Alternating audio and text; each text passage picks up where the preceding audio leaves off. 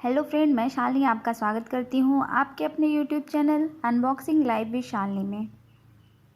आज हम सुनाने वाले हैं बच्चों के लिए एक प्यारी सी कहानी। चलिए शुरू करते हैं। हंसों का एक झुंड समुद्र के ऊपर से उड़ रहा था। उसी जगह एक कौवा भी मौज मस्ती कर रहा था। उसने हंसों को उपेक्षा भरी नज़रों से देखा। तुम लोग कितनी अच्छी उड़ान भर लेते हो, कौवा मजाक के लहजे में बोला। तुम लोग और कर ही क्या सकते हो, बस अपना पंख फड़फड़ाकर उड़ान भर सकते हो। क्या तुम मेरी तरह फुर्ती से उड़ सकते हो? मेरी तरह हवा में कलाबाजियाँ दिखा सकते हो? नहीं नहीं, तुम तो ठीक से जानते भी नहीं कि उड़ना किसे कहते हैं, घमंडी कौवा। कौवे की बात सुनकर एक बूढ़ा हंस बोला, ये अच्छी बात है कि तुम ये सब कर लेते हो, लेकिन तुम्हें इस पर घमंड नहीं करना चाहिए।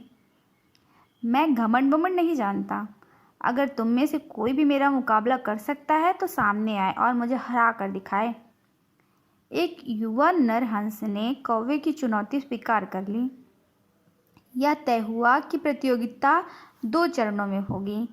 पहले चरण में कौवा अपने करतब दिखाएगा और हंस को भी वही करके दिखाना होगा, और दूसरे चरण में कौवे को हंस के करतब दोहराने होंगे।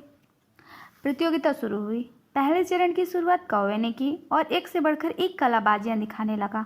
वह भी गोल गोल चक्कर खाता तो कभी जमीन छूते हुए ऊपर उड़ जाता। वहीं हंस उसके मुकाबले कुछ खास नहीं कर पाया। कौवा अब और भी बढ़ चढ़ कर बोलने लगा, मैं तो पहले ही कह रहा था कि तुम लोगों को और कुछ भी नहीं आता। फिर दूसरा चरण शुरू हुआ। हंस ने उड़ान भरी, समुद्र की तरफ उड़ने लगा। कौवा भी उसके पीछे हो लिया। ये कौन सा कमाल दिखा रहे हो, भला सीधे सीधे उड़ना भी कोई चुनौती है? सच में तुम मूर्ख हो, कौवा बोला। पर हंस ने कोई जवाब नहीं दिया और चुपचाप उड़ता रहा। धीरे धीरे वे जमीन से बहुत दूर होते गए और कौवे का बड़बड़ाना भी कम होता गया और कुछ देर में बिल्कुल ही बंद हो गया। कौवा बुरी तरह थक चुका था, इतना कि अब उसके लिए खुद को हवा में रखना भी मुश्किल हो रहा था और वो बार बार पानी के करीब पहुंच जा रहा था। हंस कौवे की स्थिति समझ रहा था, पर उसने अनजान बनते हुए कहा, तुम बार बार पानी क्यों छू रहे हो? क्या ये भी तुम्हारा कोई कर्तव्य है? नहीं, कौवा बोला, मुझे माफ़ कर दो, मैं अब बिल्कुल थक चुका हूँ और यदि तुमने मेरी मदद नहीं की तो मैं यहीं पर दम तोड़ दूँगा। मुझे बचा लो, मैं कभी भी घमंड नहीं करूँगा।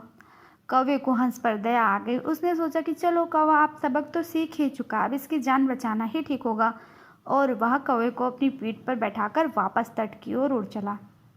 मेरे प्यारे बच्चों, इससे आपको ये सीखने को मिलता है कि हमें कभी भी किसी भी चीज़ पर घमंड नहीं करना चाहिए।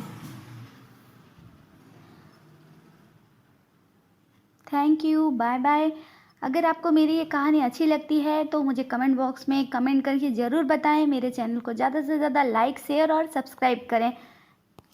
धन्यवाद दोस्तों।